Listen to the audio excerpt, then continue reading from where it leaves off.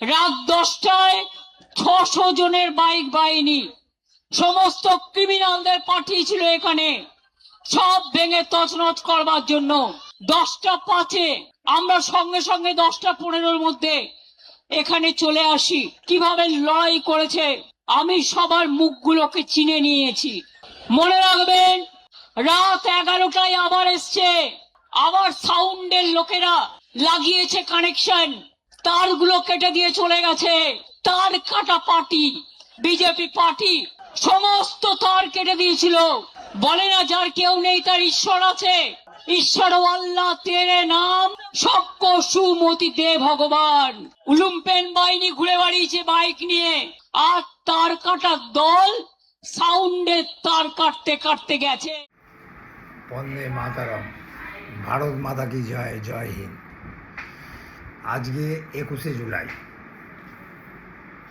আমাদের প্রাক্তন মুখ্যমন্ত্রী, আমরা সবাই চিনি তিনি মিথ্যে কথা বলেন, তিনি ডাহা মিথ্যে কথা বলেন। আজকে দেখলেন প্রথম বক্তৃতাতেই তিনি বললেন 600 বাইক বাহিনী। 600 বাইক বাহিনী মানে মুখের কথা।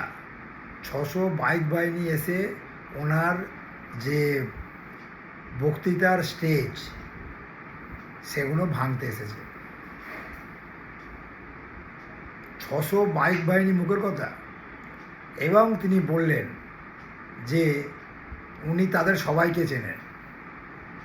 এখনও উনি কোনো পরিবর্তন দেখতে পাচ্ছি না, ওনার কোনো পরিবর্তন নেই। এখনও স্টেজে উঠে আগের মতো ডাহা মিথ্যে কথা বলে যাচ্ছে। আগে একবার আপনারা সবাই জানেন, মাননীয় বিকাশ ভট্টাচার্য যখন কলকাতা কর্পোরেশনের মেয়র ছিলেন তখন উনি ওনাকে শুধু ভয় দেখাতেন। আমি কর্পোরেশনের ফাইল খুলব, আজ পর্যন্ত তিনি ফাইল খুলতে পারলেন না, কিছু প্রমাণ করতে পারলেন না। প্রত্যেকটা মিথ্যে কথা এখনও উনি বলে যাচ্ছেন। পরিবর্তন হয়নি। মানুষ যে ঠকে পরিবর্তন শেখে, ঠকে পরিবর্তন হয়, কিন্তু ইনি তো কোনো পরিবর্তনের ধারে কাছ দিয়ে যাচ্ছেন না। এরপর ওনার ভাইপো বাড়ি ভেঙে দিয়ে, পার্টি অফিস গুড়িয়ে দিয়ে ভাবছে তৃণমূলকে উৎখাত করব, দুর্বল করব। আরে ফুটপাতে থাকবো, তোদেরকে হারাবো, বাংলা থেকে উৎখাত করব, কথা দিয়ে গেল। কি করবেন, কি করবে বিজেপি? জেলে রাখবে, মিথ্যা মামলায় ঢোকাবে, ঢোকাও, তাও বশ্যতা স্বীকার করব না। মেরুদণ্ডটা ফরসের নয়। ভাইপোর বক্তব্য শুনুন। এখনও বিজেপি নেতৃত্বকে হুঙ্কার দিয়ে যাচ্ছেন, তুই তোকারি পড়ে যাচ্ছেন। একটা নেতা হতে গেলে তাকে কত সম্ভ্রম হতে হবে, কত ভালো কথাবার্তা বলতে হবে, কিন্তু তিনি বিরোধী পক্ষকে এমনভাবে কথা বলছেন যেন উনি এক্ষুনি সামনে পেলেই দেখে নেবেন। কিন্তু আমাদের মাননীয় মুখ্যমন্ত্রী শুভেন্দু অধিকারী এখনও কিন্তু মুখ্যমন্ত্রী হয়েও উনি কিন্তু বিরোধী পক্ষকে কোনো উল্টোপাল্টা কথাও বলেননি, কোনো রকম মুখে কটু কথাও আনেননি। এখানেই হচ্ছে দুটো দলের যে কি তফাৎ সেটা আমরা দেখতে পাচ্ছি। আজকে উনি যেরমভাবে পেশির হুঙ্কার ছেড়েছেন, উনি দেখে নেবেন বিজেপি দলটাকে, উনি দেখে নেবেন। পরিবর্তন হলে প্রত্যেকটা, এখনই বলে যাচ্ছেন পরিবর্তন যদি আবার হয়, প্রত্যেকটা যে ইস্যু বিজেপির, প্রত্যেকটা ইস্যুর বিরুদ্ধে তিনি আবার সেই আগের মতো হুঙ্কার ছেড়ে যাচ্ছেন। যেখানে যেটা হবে তার পাল্টা সেখানে তিনি সেই রকম দাওয়াই দেবেন। তারা দেখেছেন একটা বিরোধী পার্টিকে কত নম্র হতে হবে, সঠিক প্রতিবাদ করতে হবে,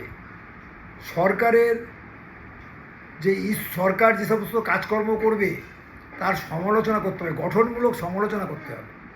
কিন্তু সেসব ধারে কাজ দিয়ে উনি যাচ্ছেন না, উনি পেশির আস্ফলন দেখেই যাচ্ছেন।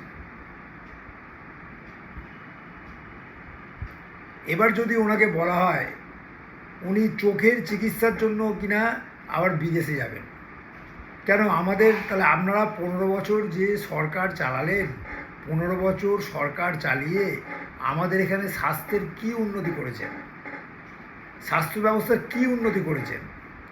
হ্যাঁ, আপনারা বলেন মা মাটি মানুষ, তাহলে মা মাটি মানুষ হয়ে আপনারা কি উন্নতি করেছেন যদি আপনার চোখের চিকিৎসার জন্য এখনো বিদেশে যেতে হয়? নিশ্চয়ই এর মধ্যে কোনো কারণ আছে, নাহলে হাইকোর্ট কেন আপনাকে যেতে বারণ করলো?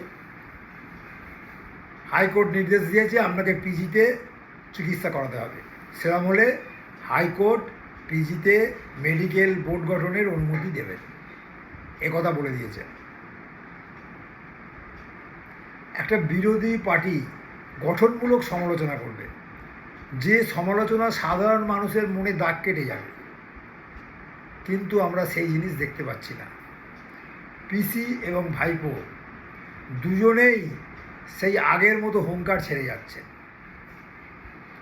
আজকের বক্তৃতাগুলো বিশ্লেষণ করলে এটা একটা শহীদ দিবস, এই শহীদ দিবসে তিনি শহীদ পরিবারদের প্রতি প্রথমে সমবেদনা জানিয়েছেন। আচ্ছা, শহীদ পরিবারদের প্রতি আপনি যে 15 বছর ক্ষমতায় ছিলেন, কি করেছেন ওদেরকে? কত সাহায্য করেছেন, কি করেছেন আপনি দেখান। কিন্তু আজকে উনি সাধারণ মানুষকে দেখাতে চাইছেন আপনি কত মানব দরদি আপনি। তাহলে আপনি 15 বছর রাজত্বকালে আপনি বলছেন পুলিশ নিরপেক্ষ নয়। আপনার আমলে পুলিশ কতটা নিরপেক্ষ ছিল? হ্যাঁ, আপনার বিরুদ্ধে যদি কেউ কথা বলতো আপনি তাকে পুলিশ পাঠিয়ে দিতেন বাড়িতে। কত ইউটিউবার আপনাকে গঠনমূলক সমালোচনা করেছে, আপনি সমালোচনা সহ্য করতে পারেননি, আপনি তার বাড়িতে পুলিশ পাঠিয়ে দিয়েছেন। তাহলে আপনি কম অত্যাচার করেছেন? সাংবাদিকদের আপনার মনের মতো প্রশ্ন করতে হবে, না প্রশ্ন করলে সেই সাংবাদিক আপনার কাছে হয়ে যাবে বিরোধী পার্টির। এখন আপনি ধর্ষণ নিয়ে অনেক বড় বড় কথা বলছেন, আপনার আমলে তো অনেক ধর্ষণ হয়েছে, অনেক অপহরণ হয়েছে, অনেক কিছু হয়েছে, কিন্তু আপনি তার বিরুদ্ধে কি বলেছেন? আপনি একবার নিজে চিন্তা করে দেখুন আপনি কি বলেছেন। শিক্ষাক্ষেত্রে আপনি কত দুর্নীতি করেছেন। শিক্ষা মানুষকে আনে চেতনা, কিন্তু সেই শিক্ষা ব্যবস্থায় আপনি চাকরি বিক্রি করেছেন।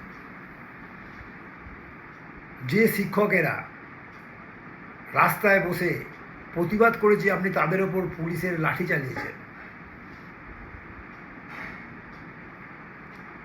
তাহলে আপনি যে বলেন এখন পুলিশ শাসক পার্টির হয়ে কাজ করছে, তা আপনার সময় পুলিশ কি ছিল?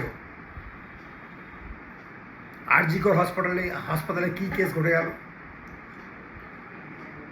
সেই অভয়ার বিরুদ্ধে আপনি কোনো স্টেপ, অভয়ার যে মৃত্যু হলো সেটা আপনি ধামাচাপা দিতে চেয়েছেন।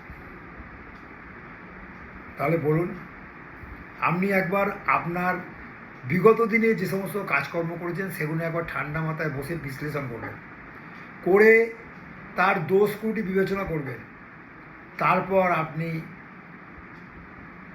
শাসক দলের বিরুদ্ধে তোপ দাগবেন, তবে তো মানুষ মেনে নেবে।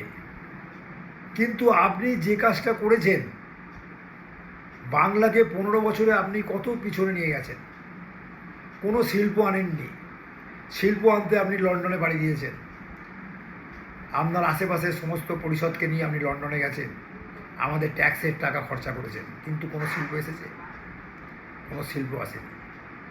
কিন্তু নতুন সরকার বসতেই আমরা দেখতে পেলাম কত পুঁজিপতি আমাদের এই বাংলায় বিনিয়োগ করার জন্য মুখিয়ে আছেন।